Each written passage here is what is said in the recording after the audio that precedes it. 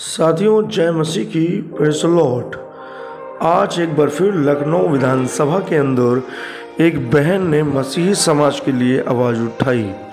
वो बहन एक मसीही तो नहीं है, लेकिन एक विधायक यानी एमएलए, अदर पार्टी की विधायक है, एमएलए है, और उसने मसीहत के लिए कि योगी आदित्यनाथ के सामने जो भाजपा सरकार इस समय कर रही है, योगी आदित्यनाथ जो धर्म को लेकर राजनीति कर रहे हैं, उस पर योगी जी को उन्होंने लताड़ा। इस वीडियो को पूरा देखें और अपने कमेंट में राय जरूर रखें। जय मसीह की। इस बजट में आस्था के आधार पर भेदभाव की है।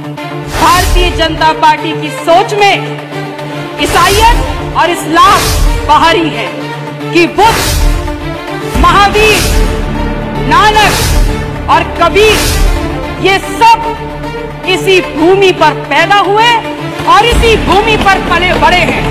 अतः सरकार को और सरकार का ध्यान इस ओर आकृष्ट कराना चाहती हूँ कि यदि वो धार्मिक तुष्टीकरण करती है तो बुद्ध, महावीर, नानक, कबीर के अनुयायियों का भी करे। इस सरकार ने जनादेश का अपमान किया है और 5 साल के कार्यकाल के बाद जिसको जनता ने नकार दिया, उसे सरकार में दोबारा लाया जाना भी जनादेश का अपमान है।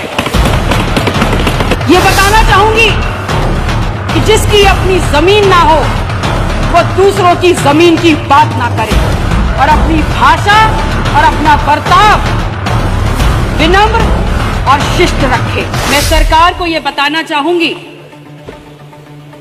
कि ये जो बजट है जो हम सबके समक्ष रखा गया है, यह बजट विशुद्ध रूप से एक लोक लुभावन बजट है जो सुनने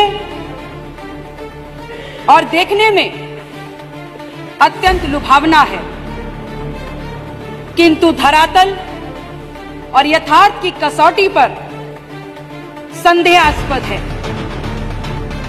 फिर चाहे रोजगार का विषय हो, चाहे युवाओं का विषय हो, चाहे महिलाओं का, इस बजट में इन विषयों पर संदर्भित जितनी भी बातें लिखी गई हैं, उनका सच्चाई और यथार्थ से कोई भी संबंध नहीं दिखता है। दूसरी सबसे बड़ी विसंगति इस बजट में आस्था के आधार पर भेदभाव की है। जहां सरकार राम, रैदास, वाल्मीकि के नाम पर धन देने की घोषणा कर रही है, तो क्या अन्य धर्मावलंबियों की आस्थाओं को अनदेखा कर दिया गया? माननीय अध्यक्ष महोदय, मैं भली भांति जानती हूं कि सदन में बहुमत के आधार पर जिस पार्टी की सरकार है, भारतीय जनता पार्टी की सोच में ईसाईयत और इस्लाम बाहरी है। मैं इस बहस में भी नहीं जाना चाहती हूं और ना ये मेरा विषय है, लेकिन सरकार को यह ध्यान रखना ही होगा कि बुद्ध, महावीर, नानक और कबीर ये सब इसी भूमि पर पैदा हुए और इसी भूमि पर पले बड़े हैं और उन्होंने समग्र मनुष्यता के उत्थान और कल्याण के लिए अपना पूरा जीवन समर्पित कर दिया। वो इस भूमि पर उदाहरण हैं, ऐसे उदाहरण हैं जिन्होंने मनुष्यता से देवत्व तक का सफर तय किया और शिखर तक पहुंचे। जितनी ये भूमि उत्तर प्रदेश की बुद्ध की है, महावीर की है, नानक से संबंधित है, कबीर की है, इस भूमि पर करोड़ों करोड़ लोगों की आस्था इन भगवानों में भी है। अतः सरकार को और सरकार का ध्यान इस ओर आकृष्ट कराना चाहती हूं कि यदि वो धार्मिक तुष्टीकरण करती है तो बुद्ध, महावीर, नानक, कबीर के अनुयायियों का भी करे। माननीय अध्यक्ष महोदय जी, मैं आपके माध्यम से सरकार से यह भी कहना चाहती हूं कि सरकार ने जनादेश का अपमान किया है।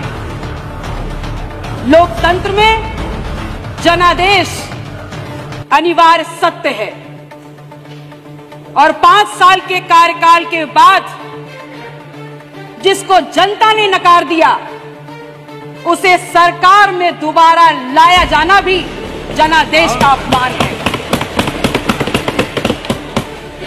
ये बताना चाहूंगी कि जिसकी अपनी जमीन ना हो वो दूसरों की जमीन की बात ना करे और अपनी भाषा और अपना बर्ताव विनम्र और शिष्ट रखे। माननीय अध्यक्ष महोदय जी, मैं आपके माध्यम से सरकार से कहना चाहूंगी कि भगवान बुद्ध की भी करोड़ों के लोगों में आस्था है और आप और हम सब ये देख रहे हैं कि आज हमारे देश के प्रधानमंत्री माननीय नरेंद्र मोदी जी को भी भगवान बुद्ध की शरण में जाना पड़ा है। आपने घोषणा की है एक बोर्ड की, उसमें बुद्ध, महावीर, नानक, कबीर की परंपरा के संतों को भी सम्मिलित करना सुनिश्चित किया जाए। तभी हम ये माननीय सदस्य समाप्त करिए। अब तब ये विश्वास जीत पाएंगे कि सरकार सबकी है और सबके लिए काम कर रही है। माननीय अध्यक्ष महोदय जी, मैंने जो 1-2 बातें कही वो महज सरकार या मुख्यमंत्री जी से कहने की बात नहीं है। अपेक्षा और विश्वास तब और बढ़ जाता है जब मुख्यमंत्री के पद पर बुद्ध, कृष्ण की श्रेणी में रखे जा सकने वाले एकमात्र महान क्रांतिकारी गुरु गोरखनाथ पीठ के पीठाधीश्वर महामंडलेश्वर आदित्यनाथ योगी जी खुद बैठे हैं और जिनके लिए सब बराबर हैं, समान हैं। इसके लिए सरकार से पुरजोर अपील करती हूं कि बुद्ध की भूमि कौशाम्बी के विकास कार्यों को इस बजट में शामिल किया जाए और जो ये धार्मिक असमानता है, असंतुलन है, इसे ठीक किया जाए। धन्यवाद। जय संविधान, जय कमेरा।